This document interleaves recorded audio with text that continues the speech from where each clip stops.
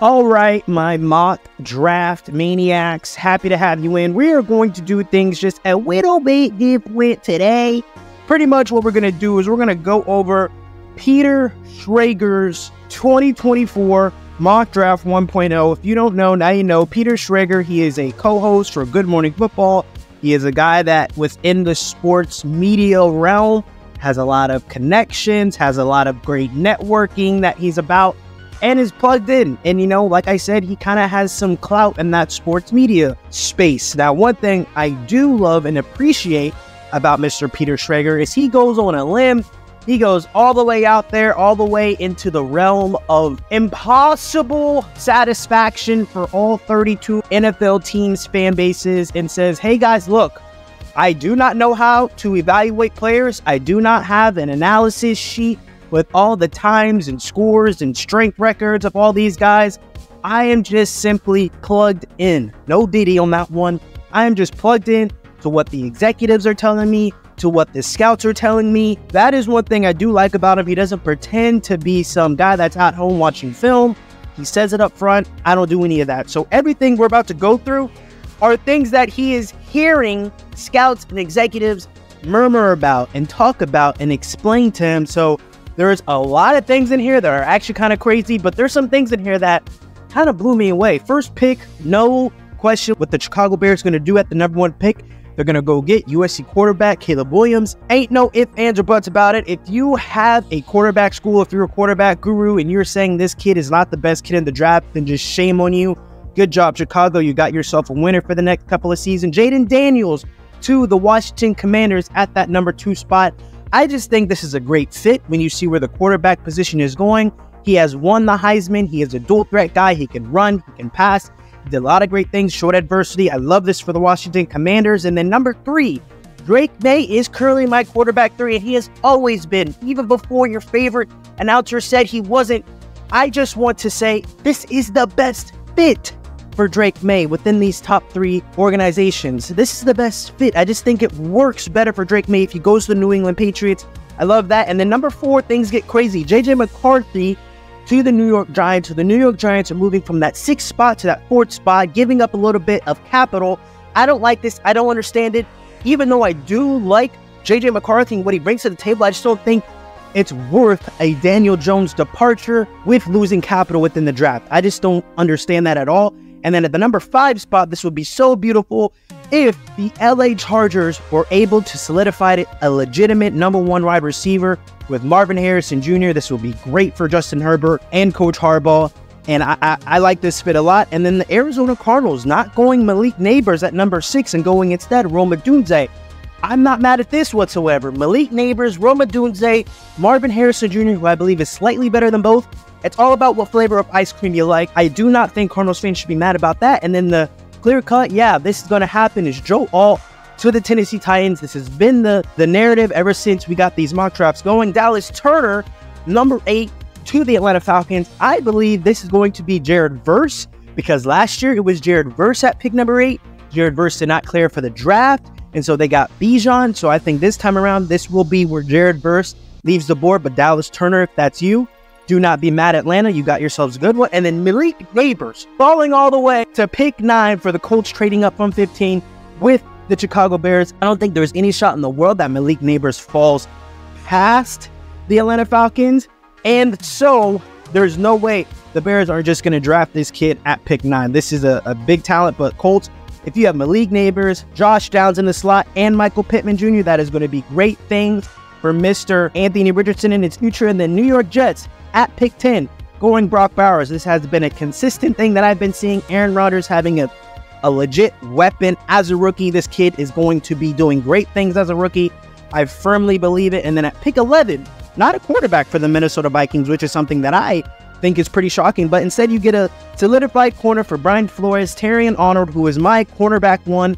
Very much into the technicalities within the cornerback position. Not a crazy athlete, but does not get beat a lot at all and is a great player. And then probably the best pure pass rusher in this draft in Latu. Not saying that he's better than Verse. I'm not saying that he's better than Dallas Turner. I just think when it's about, hey, beat this tackle and go get the quarterback, I just think Latu is the best, but this means that the Broncos fan base still got to wait on a quarterback a little bit longer, not going for a quarterback at pick 12. No Bo Nix, no Michael Penix Jr. I need to know about that situation. And then Alumi Washanu, I always butcher that name, going to the Las Vegas Raiders. What this is telling me is that they're not going to be thinking about going quarterback at pick 13 just because they do have a former Colts quarterback in Gardner Minshew. So that looks like that's going to be a current future thing that they're going with, get him some protection. And then Talis Fuaga to the New Orleans Saints at pick 14. This is another indication that quarterback is not going to be on the market for them. Derek Carr is still the guy. So getting some help within the pass protection aspect is beautiful. And then at pick 15 from the trade from the Colts, the Chicago Bears are going to pick up another first-round tackle as they did last year with Darnell Wright. They're going to be going J.C. Latham, who I think is just a specimen of a man, has a lot of great traits. There's a lot of people that talk about his holding, but understand that that is just coaching. He can get better. And then at pick 16 for the Seattle Seahawks, Troy Bott Washington, offensive lineman. The Seahawks are looking to stay local with this one. He is a versatile offensive lineman out of Washington. Really like him a lot. Very nimble and nasty blocker. He's definitely a day one dude.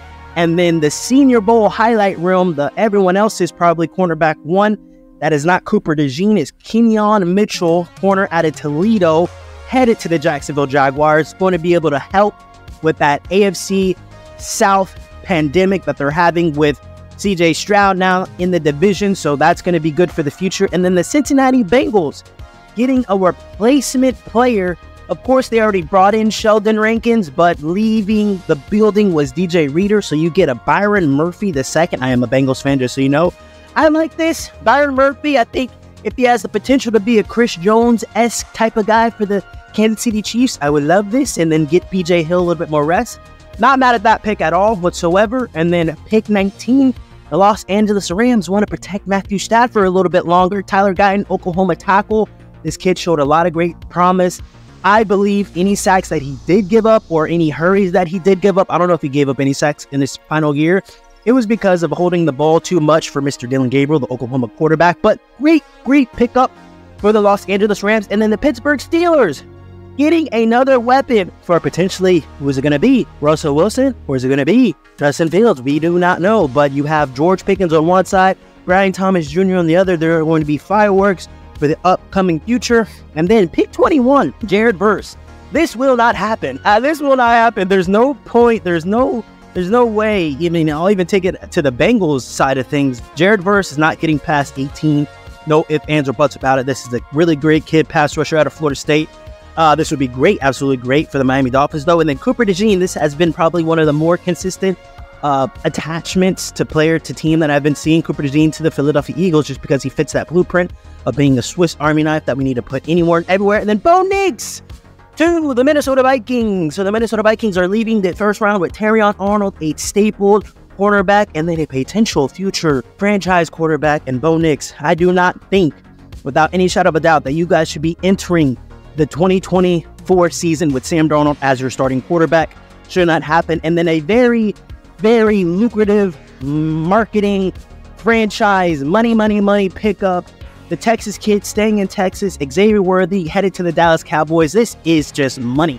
I just love this pick from a business standpoint. But Xavier Worthy, fastest kid ever to run the 40, and has a lot of great potential. And I think that would work very, very well for Dak Prescott and CeeDee Lamb. That would be great things. And then Marius Mims. Let's give Jordan Love some protection. Not talking about a condom. Nearly 6'8", 340 pounds. Just a big old nasty specimen once again for a tackle. This kid needs to be coached up a little bit more. There's no reason why he shouldn't be a top 10, top 15 pick. There's just a little things that he just needs to clean up, but that can happen in the National Football League. And then Graham Barton, this is probably the end-all be-all favorite interior blocker in this draft. Very versatile, kid out of Duke. Go watch his film. It's beautiful to look at. This player is going to be going to the Tampa Bay Buccaneers. Absolutely beautiful. And then the Arizona Cardinals going Darius Robinson, interior defensive lineman out of Missouri. I know that Cardinals fans would be very happy leaving the first round with Rome Odunze and then a defensive player. I just don't know if this is the particular defensive player that they would want to be leaving the first round with, an interior guy, but Cardinals fans, let me know in the comment section. And then Adonai Mitchell going to the Buffalo Bills. I personally don't believe there should be any legitimate draft where Xavier Worthy is going before Adonai Mitchell, unless it's just a crazy good fit. This is going to be an incredible pickup for the Buffalo Bills after having Stephon Diggs leave the building. And then Zach Frazier, he is my center number 2, and West Virginia guy headed to Detroit to, I guess, stand behind Frank Ragnow for a little while, maybe get a little bit of guard work. Oh, because I think you guys lost one of your guards, I believe. I'm not 100% sure, but that's going to be probably what he does year 1, you know, fill in that guard position and then be behind Mr. Frank Ragnow. And then Kool-Aid McKinstry going to the Baltimore Ravens, cornerback. Very toolsy guy, very risk-rewardy type of dude, very athletic, very scary in some instances. Great pickup for the Baltimore Ravens. And then Ladd McConkey, going to be the Brandon Ayuk replacement for the 49ers. Very, very exciting kid to watch. Really burst onto the scene during the Senior Bowl. Did a lot of great work in the slot. He's tough, smart, and selfless, so that's going to be a great fit for the 49ers. And then Jalen Polk, a part of that nasty Washington crew that was making a lot of waves last year. This is the slot guy that can do anything and everything, catch any route, so that would be a very scary pickup for the Kansas City Chiefs, especially when you see all this Rashee Rice legal issues. But there are a few players that did not make his first round that we need to talk about. And the first player, no ifs, ands, or buts about it, Jackson Powers Johnson not being in the first round. This kid is definitely one of my top 10, maybe 15 players in the draft. Really like what he does at that center position. And then Mr. Nate Higgins, Clemson cornerback, very fast, very nimble, very to the whistle kind of guy. He also not making the first round. I think that is a little bit interesting. And then no linebackers and no running backs. This is a going on theme that is happening within this draft, that there are going to be no running backs, no linebackers taken within this first round. And then last but definitely not least, Mr. Michael Penix Jr.